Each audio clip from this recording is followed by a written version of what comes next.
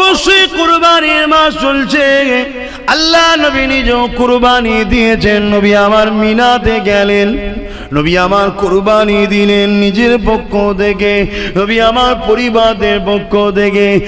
আর একটা পশুকে নিয়ে কুরবানি দিবার সময় বলতে লাগলেন, আল্লাহ এই জমিনের উপরে আমার অনেক উম্মতি আসবে, যারা কুরবানি দিবার সামর্থ্য হবে না, আল্লাহ আমি মুহাম্মদ তাদের পক্ষ থেকে কুরবানি দিয়ে দিলাম। কত ভালোবাসা আমাদেরকে। আল্লাহ বা পরীক্ষা নিয়েছিল আম্মা জান হাজেরাকে। আম্মা জান হাজেরা কিন্তু পরীক্ষা দিয়ে পাশ হয়ে গেল, বাচ্চার ময়ায় কিন্তু জুড়িয়ে গেল না। আল্লাহ পাকের প্রেম এতটা গভীর ছিল, বাচ্চার প্রেম কিন্তু ওখানে জায়গা পেল না। এমন সময় ইবলিস শয়তান দেখতে লাগলো কি করে ইব্রাহিমকে রুকা যায় প্রেমের পরীক্ষা থেকে।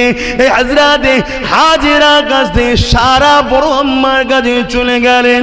উনাকে যে বলতে লাগলে আপনার স্বামী এই করতে লেগেছে।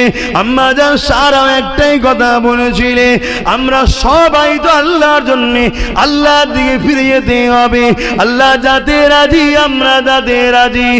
যুবকেরা এভাবে ইবলিস শয়তান গিয়ে হযরতে এমনকি ইসমাঈল আলাইহিস সালামকে ধোঁকা দিতে লাগলে।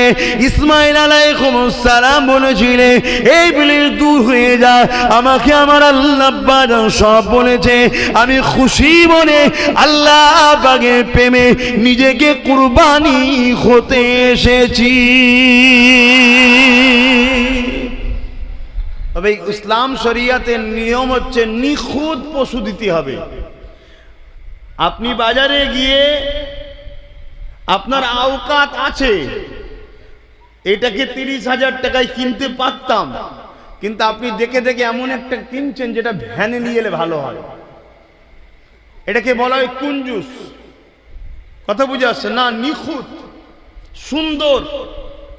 আমার আল্লাহ পাক আপনার এই পশুটা নেবে না, গোস্ত নেবে না, রক্ত নেবে না, চামড়া নেবে না, কিছুই নেবে না।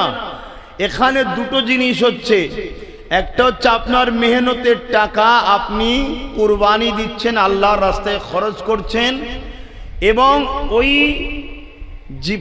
পশুটাকে আপনারা নিজেদের মধ্যে সকলে মিলে একসাথে বন্টন করে খাওয়া দাওয়া করছেন, আনন্দ করছেন। আল্লাহ পাক নেবে কিন্তু আপনার নিয়তটা, আপনার